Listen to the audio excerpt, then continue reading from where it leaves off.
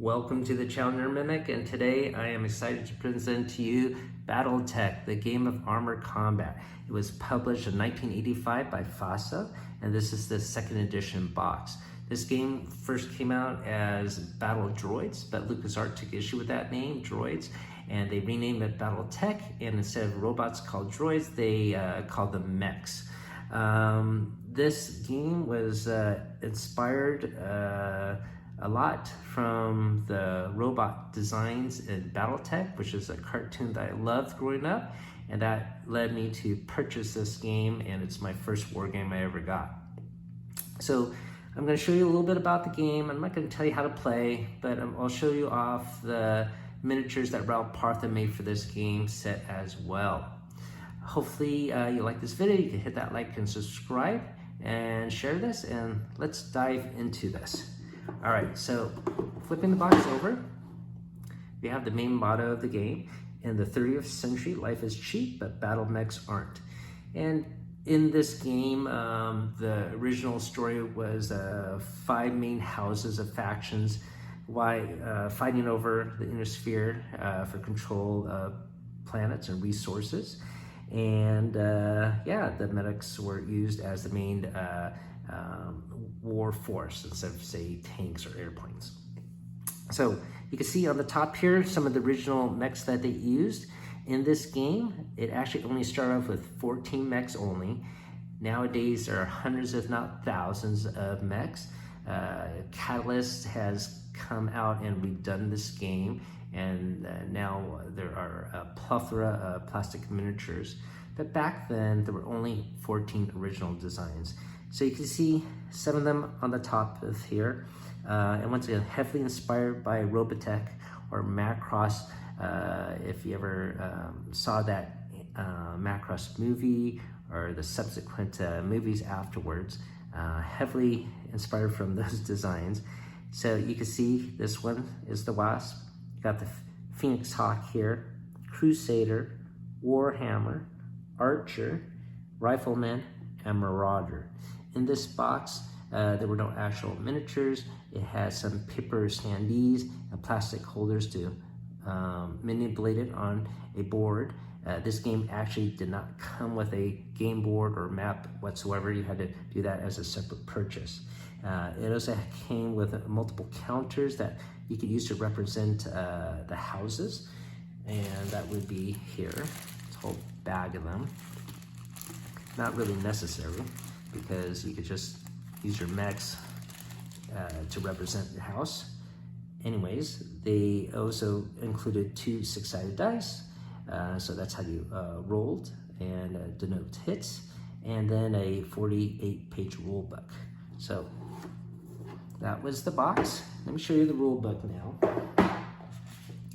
Once again, it is only 48 pages, and a lot of it is just some stats and character sheets. So let me show you here. So you open it up, you got a blank character sheet right in the front that you could photocopy. So this rule set's pretty simple and straightforward. Has a setup here, talks a little bit about terrain, some basic rules here in the front, and then they get into more let's say optional rules or advanced rules.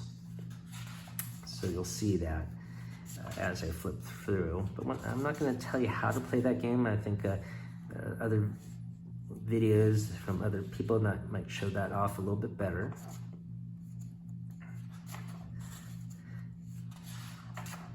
So here in the middle, once again, you got these blank character sheets, some combat tables that you can reference. Once again, this occupies a lot of the 40 pages, and so the rules aren't too difficult. The main mechanic of this game is something called heat. So if you fire off too many weapons, you generate too much heat, and if you get too much heat, it will build up and shut down your machine.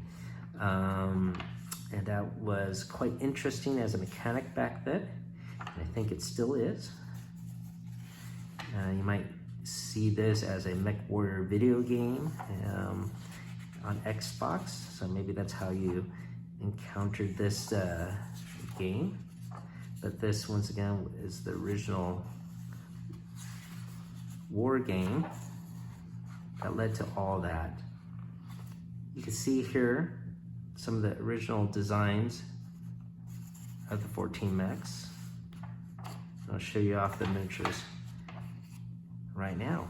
So let's close this booklet and take a look at the 14 original mechs. And once again, Ral Partha published and made 14 metal mechs.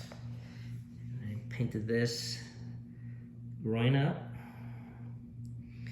I have them on a original Battletech plain paper map sheet, and they had multiple map sheets back then. Let's start off with the first one here. This guy would be the Wolverine. So, a little drab looking, this first guy. The second one here, second one here. This is the Phoenix Hawk. Once again, heavily inspired by Robotech. And I basically mimicked the paint job for, I think, Roy Folkler.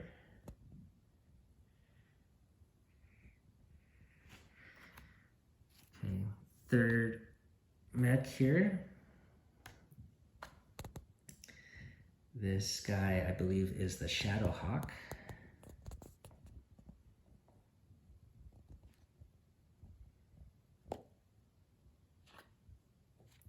And then next we have mech number 4. This is the Crusader.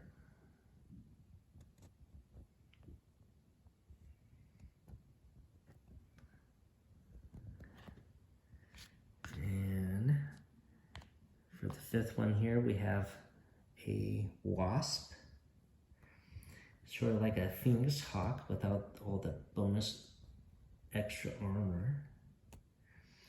This mech design is also copied a little bit later. I'll show you in a bit. This is the Battle Master.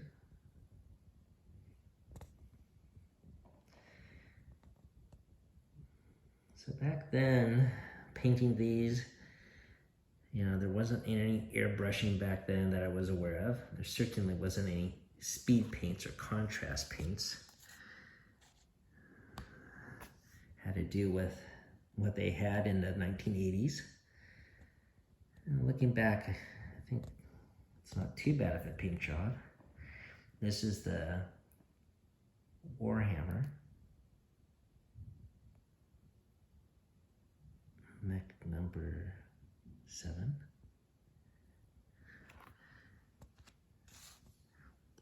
Number 8 here is the Lotus, small lightweight mech.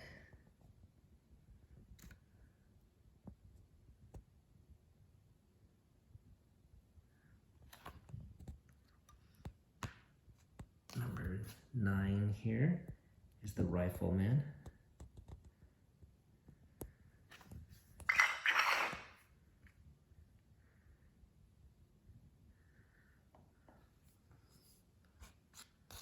Then we have the Archer, and he contains a lot of long-range missile packs in these white bays here.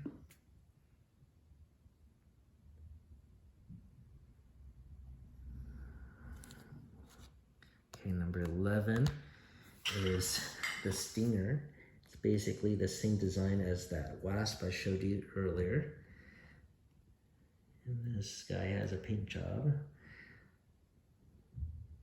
like from Robotech.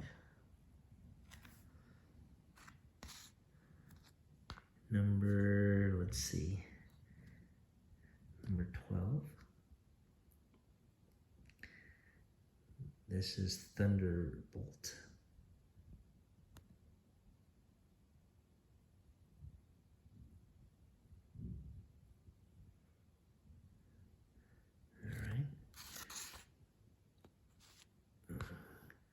This is one of the coolest one, I think.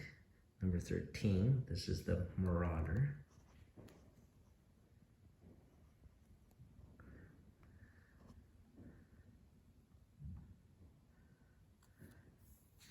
And the last but not least is number 14 here. This is called the Griffin.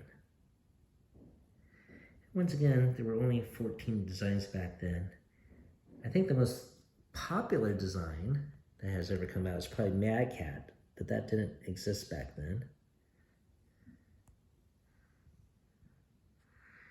Probably my favorite out of all of these would be this Warhammer. I just think it's cool with the two large particle cannons. And that, my friends, are the original 14 mechs from Battletech.